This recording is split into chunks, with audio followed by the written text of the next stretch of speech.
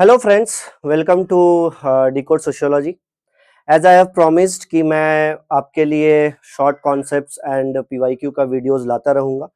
And I am very very sorry, मैं 3 दिन से ये चीज़ नहीं कर पाया बिकॉज आई वाज अनवेल। आप मेरे वॉइस से ही समझ पाओगे, थोड़ा भारी वॉइस है। अभी मौसम चेंज हो रहा है, उसके वजह से ये है।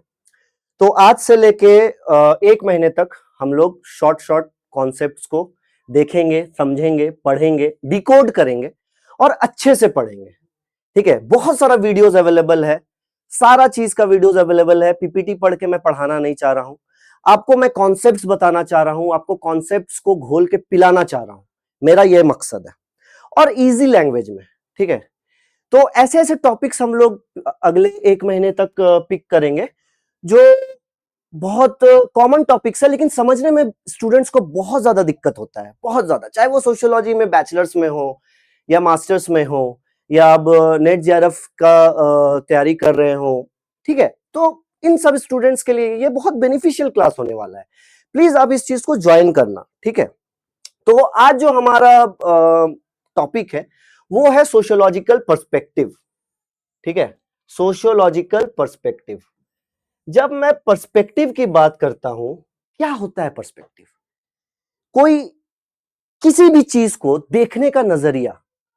ठीक है, किसी भी चीज को देखने का नजरिया ही पर्सपेक्टिव है। किसी चीज को हम देखते हैं, बाहर जाते हैं, टोटो वाले को देखते हैं, टोटो वाले को देख के हमें दो चीज आती है।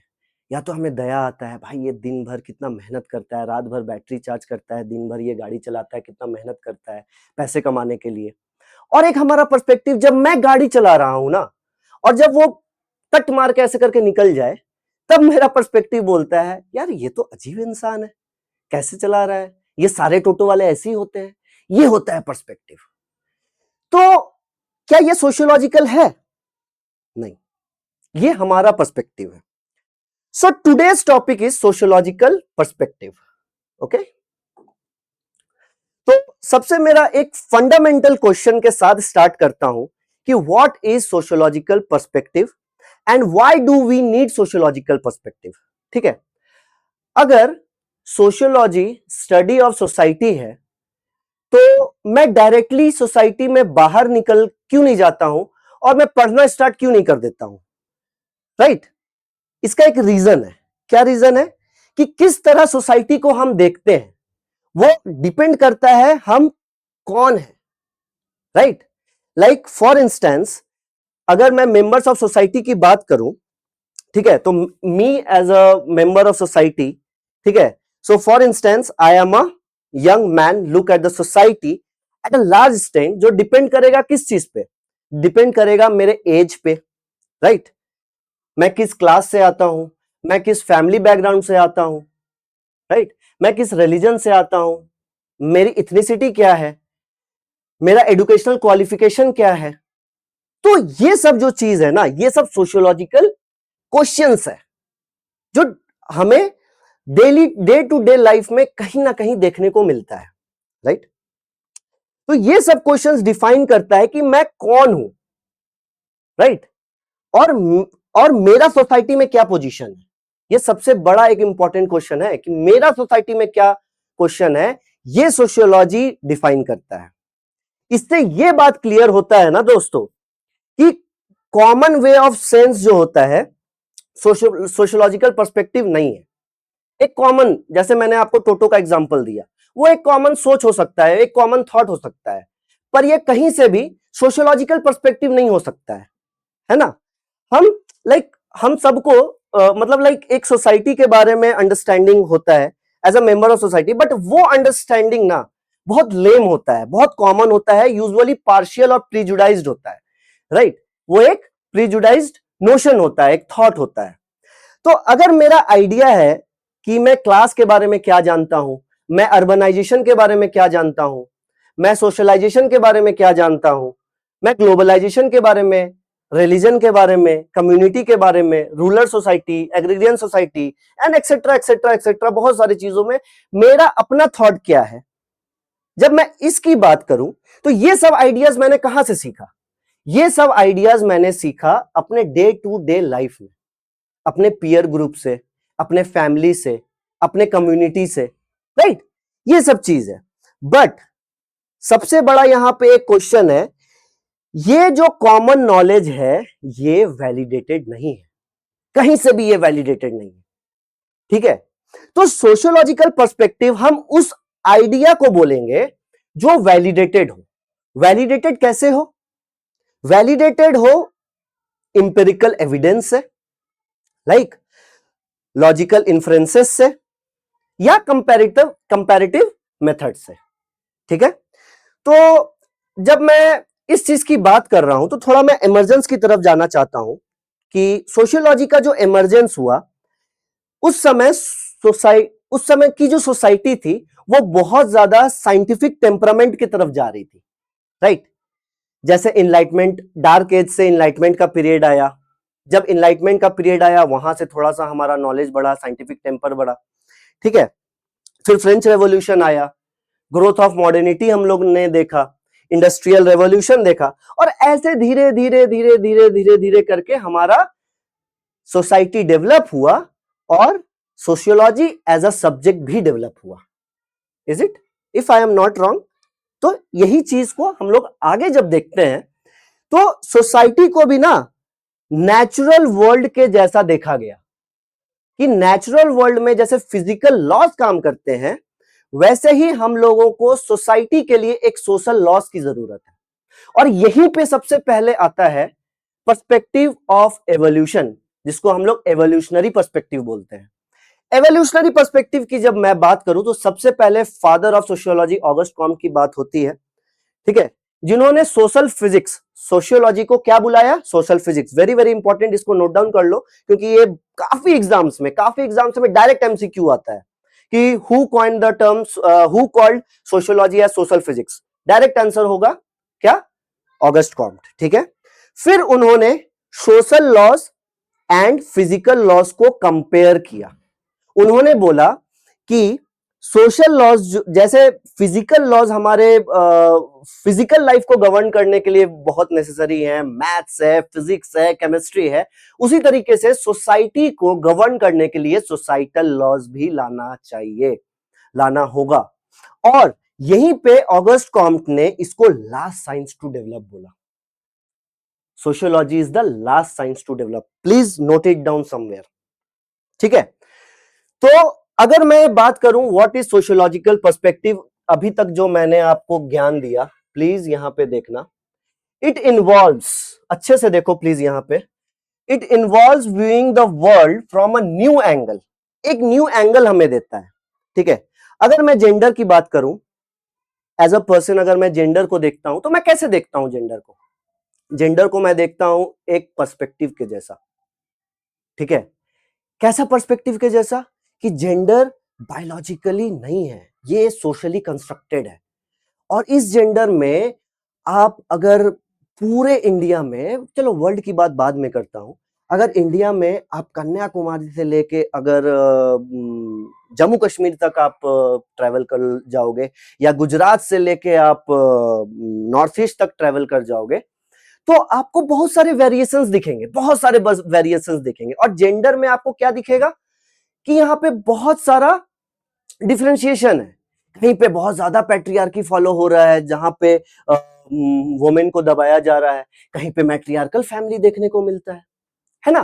तो ये पर्सपेक्टिव है, अलग अलग सोसाइटी में अलग अलग पर्सपेक्टिव, और जब मैं उस पर्सपेक्टिव को नए एंगल से पढ़ता हूं वही हो जाता है सोशियोलॉजिकल पर्सपेक्टिव। तो यहीं पे वो लिखा हुआ है, it involves viewing the world from a new angle, ठीक है। अब जो मैंने बोला उसको मैं पीपीटी में आपको दिखाता हूं।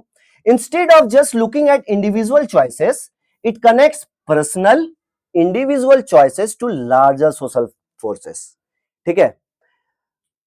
मैंने आपको सबसे पहले क्या एग्जांपल दिया था कि बाहर मैं निकल रहा हूं, मुझे टोटो वाले दिख रहे हैं, या तो मैं उन्हें धुतकार रहा हूं, मैं उन्हें गलत गलत शब्द बोल रहा हूं कि अरे ये कैसे चलाते हैं यार, हटो यार, मेरी बीपी हाई हो रही है, मैं हॉर्न बजा रहा हूं, ये and all this and that, ठीक है। और दूसरा चीज मैं और उसी तरीके से मैं दूसरा चीज जब मैं बाहर निकल रहा हूं तो मैं क्या देख रहा हूं, अरे मुझे दया आ रही है उन पे यार, बेचारे दिन भर काम करते हैं, खाने को भी नहीं मिलता है, बारिश, देखो आप टोटो में साइड में वो घेरा हुआ भी नहीं रहता है, ठीक है, एक छत नॉर्मल रहती है, पूरा भीगते रहते हैं वो हमेशा, ठीक है, तो ये सब चीज आप सोचो उनके बारे में। तो अब जब मैं इस पे स्टडी करूंगा, अच्छे से इस पे सोशियोलॉजिकली स्टडी करूंगा अंदर जाके, तब मुझे इसका नया नया नया नया नया नया नया नया पर्सपेक्टिव दिखेगा। और जब इस नए नए पर्सपेक्टिव में मैं डिटेल एनालिसिस करूंगा, डिटेल तरीके से इसको पढ़ूंगा, तब वो होगा सोशियोलॉजिकल स्टडी, राइट। चलो, ओके, एक ये बहुत अच्छा लाइन है जो मैंने अभी बताया आपको, it is validated, it is validated, sociological perspective validate होती है, जो सपोर्ट किया जाता है कैसे, इंपेरिकल एविडेंसेस से, कहीं ना कहीं उसका एविडेंस मौजूद हो, लॉजिकल इन्फ्रेंसेस से, उसका लॉजिकल तुक हो कहीं ना कहीं, राइट, या कंपैरेटिव मेथड, हम कंपेयर करते हैं, जैसे मैंने टोटो का एग्जांपल दिया, नॉर्मल ऑटो वाले ऐसा नहीं करते हैं लेकिन टोटो वाले ऐसा करते हैं, या टोटो वाले पे ज्यादा दया आता है, पियागो वाले पे नहीं आता है, राइट, है ना। तो ये सब चीज है। तो अगर मैं देखूं कहीं ना कहीं, अगर इसका एक आप चार्ट देखोगे तो कहीं ना कहीं पर्सपेक्टिव जो होता है पहले पर्सनल लाइफ में रहता है, पर्सनल लाइफ से कहीं ना कहीं वो एक सोशल फोर्स बनता है, सोशल फोर्स से कहीं ना कहीं वो एक सोशल स्ट्रक्चर को जन्म देता है, और सोशल स्ट्रक्चर से कहीं ना कहीं वो एक सोसाइटी में इंपैक्ट क्रिएट करता है, ठीक है। This is called sociological perspective. एक एग्जांपल मैंने आपके लिए यहां पे रखा है, instead of blaming 1% for being unemployed, ये एक पर्सनल इशू हो सकता है। एक आदमी है, वो अनएम्प्लॉयड है, वो 35 साल का हो गया है, वो अभी भी अनएम्प्लॉयड है, हो सकता है उसका पर्सनल इश्यूज हो, ठीक है। पर this perspective looks at the country's economy, lack of factories और बैड जॉब मार्केट, ये सोशल इश्यूज हो जाता है, अफेक्टिंग थाउजेंड्स ऑफ पीपल। जब यही चीज यहां पे कंट्री की बात आ जाती है ना, तब यहां पे एक सोशल इशू बन जाता है कि मास पॉपुलेशन, अभी देखो कितना सारा प्रोटेस्ट चल रहा है, अभी जंतर मंतर पे सीजेपी वालों ने किया, यहाँ पे इतना ये के लिए, अनएम्प्लॉयमेंट के लिए, पेपर लीक्स के वजह से, ठीक है। अभी झारखंड रांची में चल रहा है, मैं रांची से बिलोंग करता हूँ, ठीक है। मुझे अभी सिंस मैं नहीं प्रोटेस्ट में हिस्सा ले पाया, बट जहां तक मुझे न्यूज मिल रहा है, अब देखो अनएम्प्लॉयमेंट के लिए पेपर लीक्स हो रहा है जेपीएससी जेएसएससी में, तो ये एक सोशल इशू बन चुका है, तब जाके यहाँ पे एक प्रोटेस्ट क्रिएट हो रहा है, ठीक है। तो ये कहीं ना कहीं एक सोशल इशू है, ठीक है। अगर सोशियोलॉजिकल पर्सपेक्टिव को अगर पढ़ना है तो सबसे पहले जो कोर सोशियोलॉजिस्ट आते हैं वो आते हैं सी राइट मिल्स, जिन्होंने एक बहुत अच्छा कॉन्सेप्ट दिया है सोशियोलॉजिकल इमेजिनेशन। इसके ऊपर एक डिटेल्ड वीडियो आने वाली है नेक्स्ट क्लास में, ठीक है। Connecting personal troubles with public issues, ठीक है, कैसे हम पर्सनल, जो हमारा पर्सनल इश्यूज है उसको कैसे हम पब्लिक से गवर्न करते हैं या पब्लिक से कनेक्ट करते हैं, इस चीज को सोशियोलॉजिकल इमेजिनेशन में हम देखते हैं। चलो आगे देखते हैं कि सोशियोलॉजिकल पर्सपेक्टिव को हमारा देखने का जो नजरिया होता है, या तो वो छोटे स्केल में होता है या तो वो बड़े स्केल में होता है। जो छोटा स्केल होता है उसे हम माइक्रो पर्सपेक्टिव बोलते हैं, जो बड़ा स्केल होता है उसे हम मैक्रो पर्सपेक्टिव बोलते हैं। चलो देख लेते हैं क्या होता है ये micro versus macro perspective. Sociology looks at society in two main levels of analysis. First micro sociology, small picture, second macro sociology, big picture. देख लेते हैं माइक्रो सोशियोलॉजी क्या होता है। Looks at how individual interact face to face in their daily lifes, ठीक है। अभी मैं आपसे कनेक्ट कर रहा हूं, अगर यहां पे एक स्टूडेंट हो, मैं उससे बात कर रहा हूं, डायरेक्टली बात कर रहा हूं, उसे पढ़ा रहा हूं, उसका प्रॉब्लम सुन रहा हूं, मैं उसका प्रॉब्लम को डिकोड कर रहा हूं, ठीक है। ये एक माइक्रो इशू हुआ क्योंकि यहाँ पे फेस टू फेस हो रहा है इंटरैक्शन, ठीक है। वहीं पे अगर मैं मैक्रो सोशियोलॉजी की बात करूं तो looks at larger systems and institutions like government, education, economy and how they affect the whole society. एक खराब गवर्नमेंट अगर किसी ने चूज कर लिया, वो कैसे करके एक सोसाइटी को बर्बाद कर सकता है, ये एक सोशल इशू है। तो ये एक मैक्रो पर्सपेक्टिव है, राइट। उसी तरीके से एडुकेशन, इकोनॉमी भी कैसे इफेक्ट करता है, ये भी हम कहीं ना कहीं देखते हैं, ठीक है। इसका एक मैंने एक चार्ट फ्लो बनाया है, वो देख लो। सबसे पहले माइक्रो जो होता है, माइक्रो फेस टू फेस होता है, वहां से हम शिफ्ट करते हैं ग्रुप डायनामिक्स की ओर। जैसे ही फेस टू फेस से मैं ग्रुप, जैसे मैं अभी आपसे कनेक्ट कर रहा हूं, मैं यूट्यूब के द्वारा काफी स्टूडेंट से कनेक्ट कर पा रहा हूं, राइट। तो मैं क्या कर रहा हूं, यहां पे ग्रुप क्रिएट कर रहा हूं, ग्रुप डायनामिक्स क्रिएट कर रहा हूं, और बाद में मैं इसी ग्रुप डायनामिक्स को क्रिएट करके एक नया इंस्टीट्यूशन बना रहा हूं। एक नया जब इंस्टीट्यूशन बना रहा हूं तो ये हो जा रहा है मैक्रो पर्सपेक्टिव। आई थिंक इतना इजी लैंग्वेज में और आपको कहीं नहीं समझ में आएगा। अगर फिर भी डाउट आ रहा है तो हर पॉइंट पे जहां पे आपको डाउट आ रहा है प्लीज कमेंट सेक्शन में आप मुझे मेंशन करना, ताकि मैं नेक्स्ट क्लास में इस चीज को क्लियर कर दूं। चलो एक एग्जांपल देख लेते हैं माइक्रो का। Watching how a doctor and a patient talk to each other in a clinic. ठीक है, इन अ क्लिनिक एक पेशेंट आता है, पेशेंट वो डॉक्टर से बात कर रहा है, डॉक्टर उससे फेस टू फेस उसे गाइड कर रहा है, and face to face guidance के साथ साथ वो उन्हें दवाई दे रहा है, उसे कंसल्ट कर रहा है।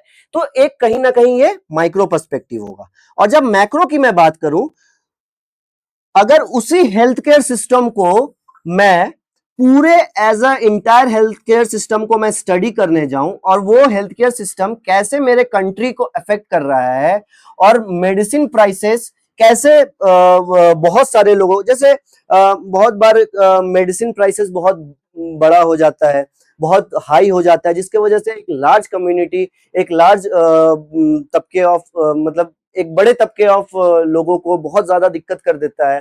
ठीक है, खासकर जो लोअर मिडिल क्लास या पुअर क्लास पीपल से आते, पुअर क्लास से जो लोग आते हैं, उनकी मैं बात कर रहा हूं। तो ये कहीं ना कहीं मैक्रो पर्सपेक्टिव हो जा रहा है। ठीक है, देखो यहाँ पे एक क्वेश्चन आया था, पीवाईक्यू आया था यूजीसी नेट जुलाई 2024 में।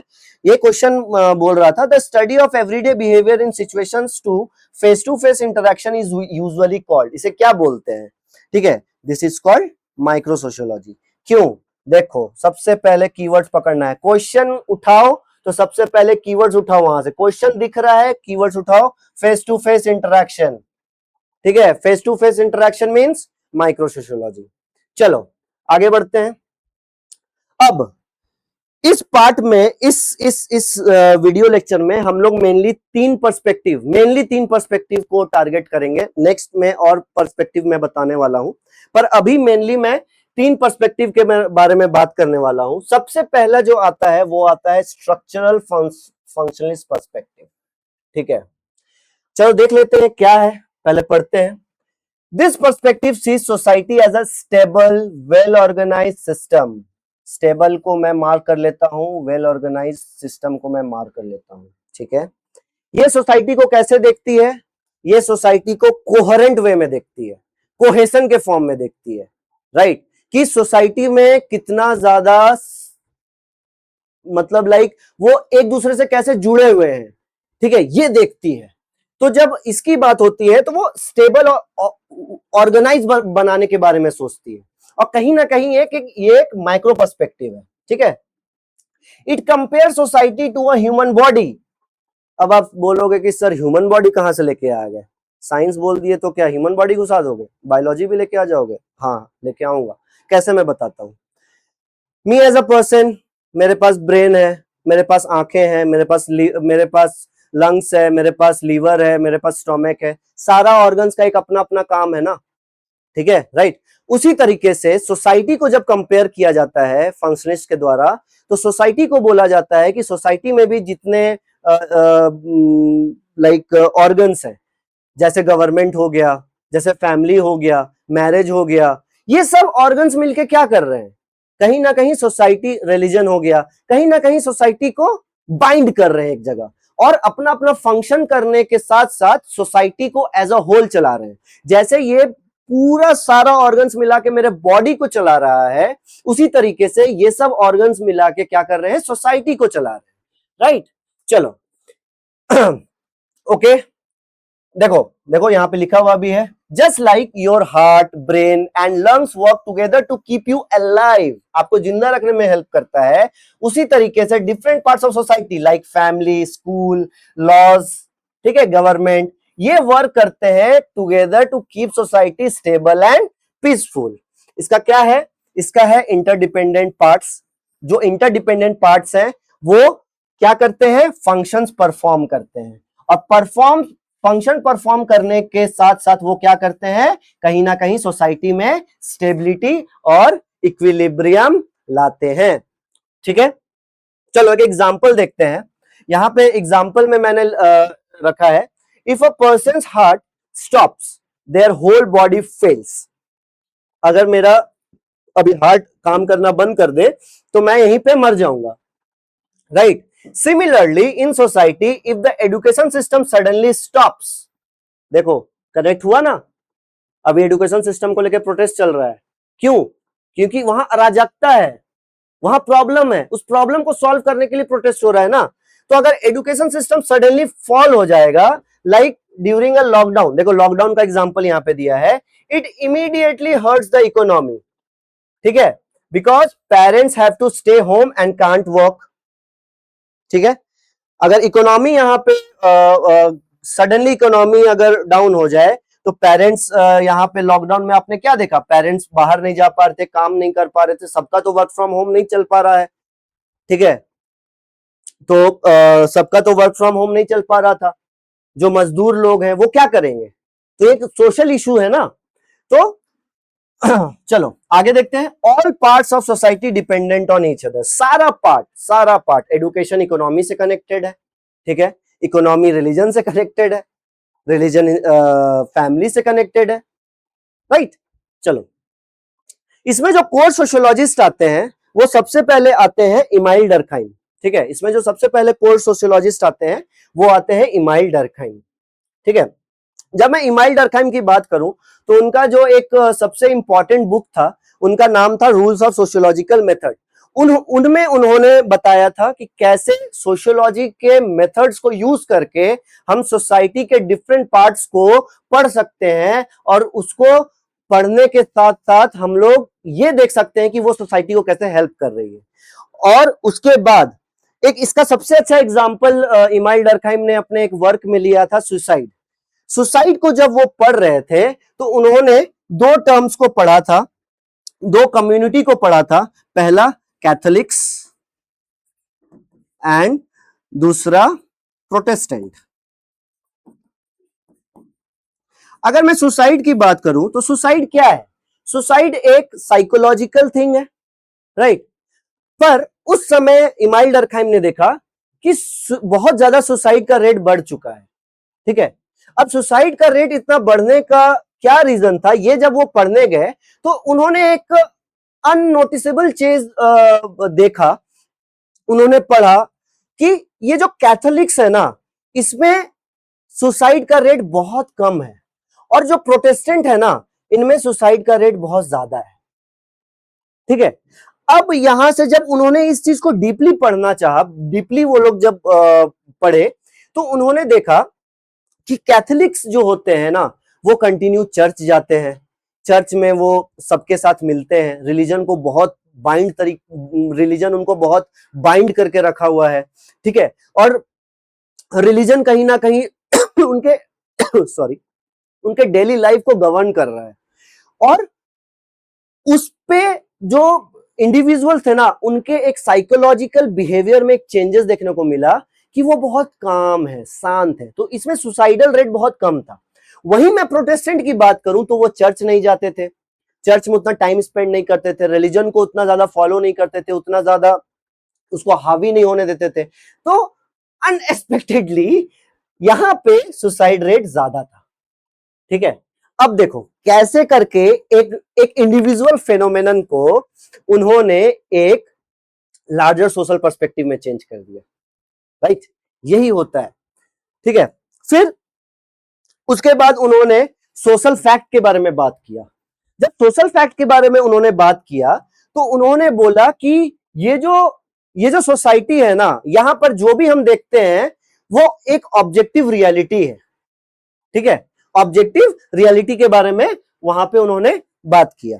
चलो इमाइल डर्कहाइम के बारे में देख लिए, कभी अच्छे से इमाइल डर्कहाइम का ये तीनों वर्क को हम लोग अच्छे से देखेंगे। इवन रिलीजन के बारे में भी वो बहुत ज्यादा स्टडी करते हैं, और रिलीजन को एक tool of society tool of the society बोलते हैं, जो सोसाइटी को बाइंड करने में, सोसाइटी में कोऑपरेशन और कोहेशन लाने में वो बहुत ज्यादा इंपॉर्टेंट रोल प्ले करता है। ठीक है, अब सेकंड आता है टैलकट पर्सन। टैलकट पर्सन ने अजील मॉडल दिया था। अजील मॉडल का अगर मैं ये करूं, अजील मॉडल का जो फुल फॉर्म होता है वो होता है एडेप्टेशन,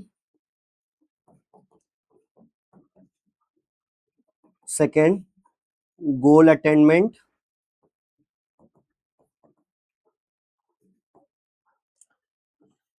इंटीग्रेशन एंड लेटेंसी। ठीक है, चलो टैलकट पर्सन देख लिए। एंड रॉबर्ट के मर्टन ने मैनिफेस्ट एंड लैटेंट फंक्शंस के बारे में बात किया है। ये सबको हम लोग दूसरे वीडियोस में, ये बहुत लंबा हो जाएगा, ठीक है, दूसरे वीडियोस में अच्छे से हम लोग देखेंगे। चलो नेक्स्ट पर्सपेक्टिव देखते हैं, सेकंड पर्सपेक्टिव अपना आज का। जो सेकंड पर्सपेक्टिव है ये कॉन्फ्लिक्ट पर्सपेक्टिव है।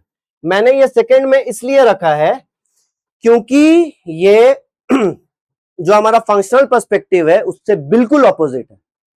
ठीक है, कैसे ऑपोजिट है वो देखते हैं।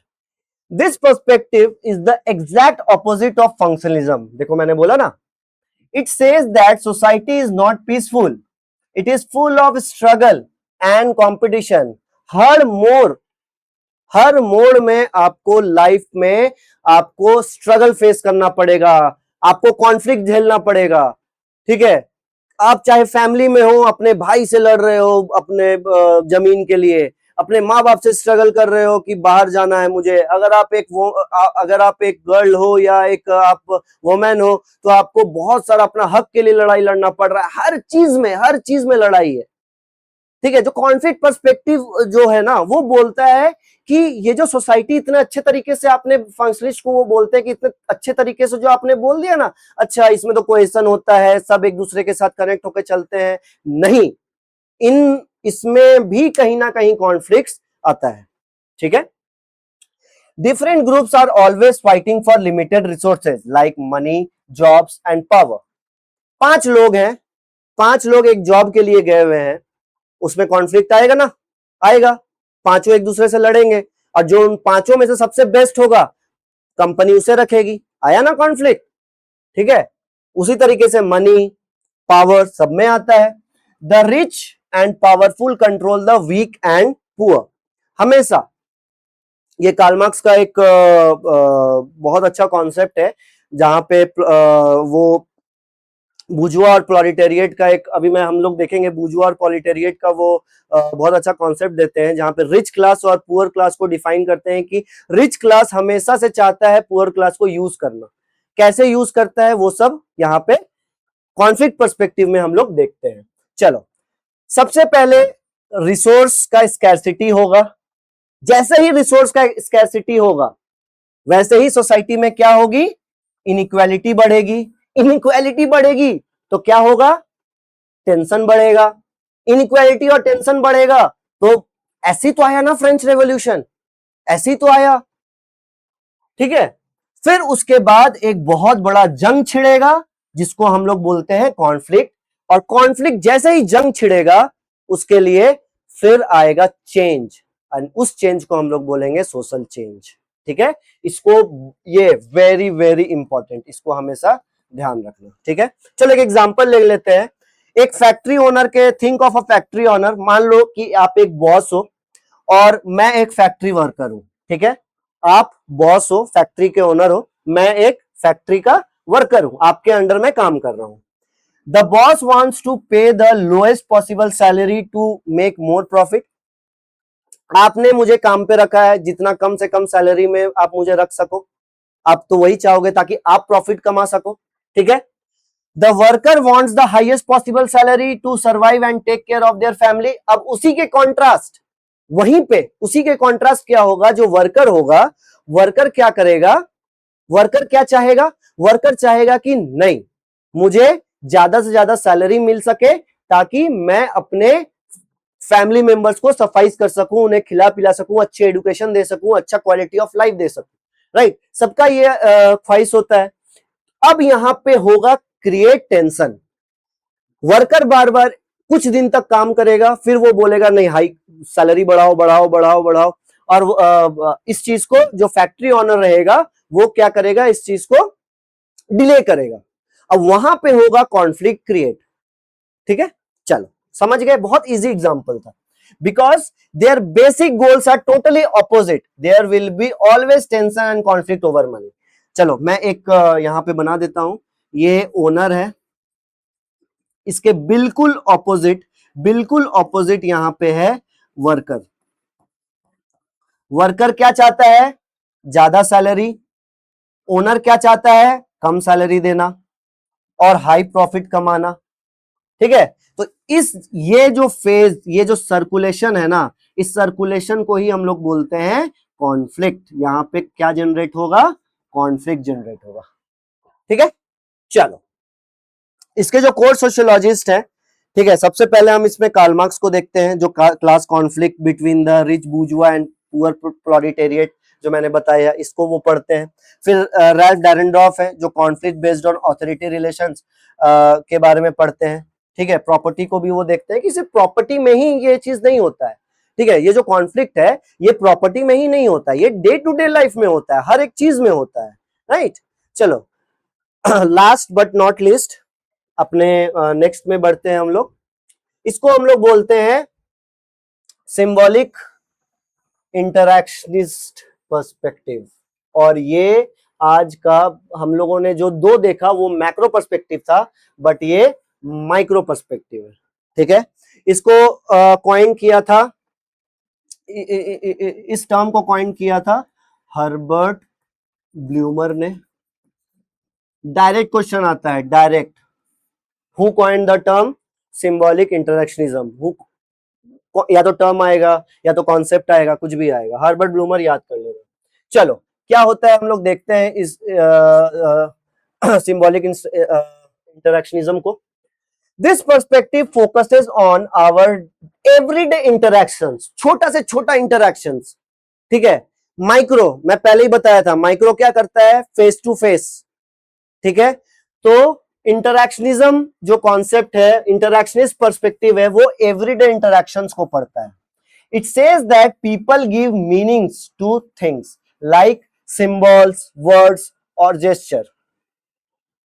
ठीक है, अरे कैसा हुआ, अरे अरे, है ना, देखो कितना डिफरेंट है, अरे सुनो, लाइक डिफरेंस है ना। देखो वर्ड, मैं थोड़ा सा चेंज कर रहा हूं वर्ड को और मेरा मीनिंग चेंज हो जा रहा है। इसी मीनिंग को पढ़ता है कौन, सिंबॉलिक इंटरैक्शनिस्ट पढ़ते हैं। ठीक है, जेस्चर, ये मेरा, मैंने आपको दिखाया, ओके डन। मैंने अपने कैमरामैन को इस क्लास स्टार्ट होने से पहले मैंने बोला ओके स्टार्ट कर दो, इसका मतलब क्या हुआ, ये अगर वही मैं ये दिखा दूं, नहीं इसका मतलब नो, इसका मतलब यस, राइट? चलो हाँ, और इसका मीनिंग बार बार चेंज होगा। ऐसा नहीं है कि मैंने अपने कैमरामैन को ये इसलिए दिखाया क्योंकि मुझे उस समय वो काम था। हो सकता है मैं एक रेस में मैं एक जज बन के गया हूं, या मैं वहां पे एक रेफरी बन के गया हूं और वहां पे लोग ये किए हुए हैं और मैं ऐसे करके खड़ा हूं और मैंने ऐसे राइट थंब दिखा दिया, तो मतलब देवर गो, चलो आगे बढ़ो। ठीक है, and they act based on those meanings, जैसे मैंने बताया, और वो उसी मीनिंग्स पे एक्ट करते हैं। मैंने अपने कैमरामैन को बोला ये, तो उस पे वो उसने एक्ट किया और तब उसने कैमरा स्टार्ट किया, रिकॉर्डिंग स्टार्ट किया, तब ये रिकॉर्डिंग हो पा रहा है, राइट? तो society is build from this daily face to face communication, daily daily रोज। ठीक है, चलो इसका क्या है, फ्लो चार्ट देख लेते हैं। सबसे पहले इसमें एक सिंबल आता है, सिंबल को इनकाउंटर किया जाता है, उस सिंबल को एक मीनिंग असाइन किया जाता है, मीनिंग दिया जाता है। जैसे वो मीनिंग उसमें दिया जाता है, उस पर फिर एक्ट किया जाता है, उस मीनिंग के साथ एक्ट किया जाता है, जैसे मैंने आपको समझाया। और जैसे ही इस मीनिंग को एक्ट दिया जाता है, उसी तरीके से सोसाइटी में वो चीजें होने लगती है। ठीक है, चलो एग्जाम्पल से पढ़ते हैं। चलो देखो सेम एग्जांपल आ गया, things of a thumbs up.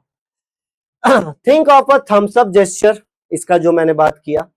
In a chat with a friend it means great job. मैं चैट कर रहा हूं, वहां पे मैंने बोला great job. But if you are scuba diving in the ocean, pointing your thumb up means I need to go to the surface right now. जैसे ही आप स्कूबा डाइविंग करने गए और जैसे ही आपने ये दिखाया आप सरफेस में जाना चाह रहे हो, ठीक है. The thumb itself is just a finger. The meaning comes entirely from how people understand in that specific situation. एकदम क्लियर है, अच्छा है, इजी है. समझो इस चीज को. मैंने जेस्चर दिखाया, सामने वाले को दिखाया, सामने वाले को जो मैं समझाना चाहता था वो समझ गया और मेरा जो काम था वो पूरा हो गया. बस इतना ही सा तो है इंटरैक्शन पर्सपेक्टिव, इससे ज्यादा कुछ नहीं. इसीलिए इसको माइक्रो में रखा गया है. ठीक है. इसमें कोर सोशियोलॉजिस्ट जो हैं वो जीएच मीड है, जॉर्ज हर्बर्ट मीड. इन्होंने आई एंड मी का कॉन्सेप्ट दिया था. सेल्फ का कॉन्सेप्ट इन्होंने दिया था, आई एंड मी. ठीक है. हर्बर्ट ब्लूमर देखो आ गया ना, coin the term symbolic interactionism. Very very important, इसमें से डेली क्वेश्चंस आता है. सॉरी, आप जब भी ये पढ़ोगे, आप चाहे नेट जेआरएफ की तैयारी कर रहे हो या आप सीयूटी पीजी की तैयारी कर रहे हो या आप अभी बैचलर्स में हो या किसी भी तरीके का एग्जाम दे रहे हो, इसमें आता है. ये रिपीटेटिव क्वेश्चन होता है, डायरेक्ट उठाया जाता है ये. ठीक है. और एर्विन गॉफमैन का ये जो है ड्रामेटर्गी, इसमें वो बोलते हैं ट्रीटिंग सोसाइटी लाइक अ थिएटर स्टेज. ठीक है. इसमें ये बोला जाता है, ये बहुत अच्छा कॉन्सेप्ट है. ठीक है. इसको कभी आपको टाइम मिलेगा तो इसका जो कॉन्सेप्ट है ड्रामेटर्गी, इसको आप अच्छे से पढ़ना. ठीक है. तो मैं इसका थोड़ा सा एक चीज बता देता हूं. इसमें वो बोलते हैं कि हमारा जो सोसाइटी है ना, ये ऐसे ही वर्क करता है कि जैसे एक थिएटर में जब हम लोग एक शो देखने जाते हैं, एक प्ले देखने जाते हैं, तो वहां पे एक्टर हो सकता है वो कुछ ना बोल रहा हो. ठीक है. हो सकता है वो दुखी हो, लेकिन अपने जेस्चर से उस चीज को शो कर रहा है और सामने वाला जो ऑडियंस है वो इस चीज को समझ रहा है. समझ के, और जितने भी लोग हैं वो अलग अलग इस चीज को इंटरप्रेट कर रहे हैं. हो सकता है कोई उस चीज को देख के खुश हो जाए, हो सकता है उस चीज को कोई देख के दुखी हो जाए. ठीक है. तो इस चीज के बारे में बहुत अच्छा कॉन्सेप्ट है, कभी पढ़ना इस चीज को. ठीक है. Erwin Goffman. चलो, आज के लिए ये वाला कॉन्सेप्ट इतना ही काफी था. तो मैं कल से डेली हम लोगों ने 30 डेज चैलेंज लिया है. 30 डेज चैलेंज, हम लोग डेली एक एक नए कॉन्सेप्ट के साथ, मतलब नए कॉन्सेप्ट नहीं, सॉरी, उसी कॉन्सेप्ट को डिकोड करके अच्छे से पढ़ेंगे. 30 डेज का हम लोगों ने चैलेंज लिया है. ठीक है. और एक मैं एक्स्ट्रा चीज बता दूं कि हमारा 15 अगस्त से, जिस दिन इंडिपेंडेंस डे है, उस दिन से हमारा एक नया बैच स्टार्ट होने वाला है, sociology PG entrance exam CUET PG का. तो जिन्होंने भी अभी तक उसमें इनरोल नहीं किया है, बहुत बहुत एक मिनिमल चार्ज है, उसको देख के आप इनरोल करो. सारा सिलेबस हम लोग उसमें कंप्लीट करेंगे A to Z. अभी बहुत टाइम है हमारे पास हाथ में, अच्छे से एक एक चीज को देखेंगे, इसी तरीके से डिकोड कर करके पढ़ेंगे. ठीक है. चलिए, आज के लिए इतना काफी है. कल मिलते हैं with a very new topic. ठीक है. चलिए, ऑल द बेस्ट. एंड कुछ भी आपको पूछना हो, कुछ भी आपका लाइक कमेंट हो, तो आप नीचे कमेंट डाउन, मतलब नीचे कमेंट डाउन कर देना, ताकि मैं उस पर वर्क कर सकूं. चलिए, थैंक यू सो मच.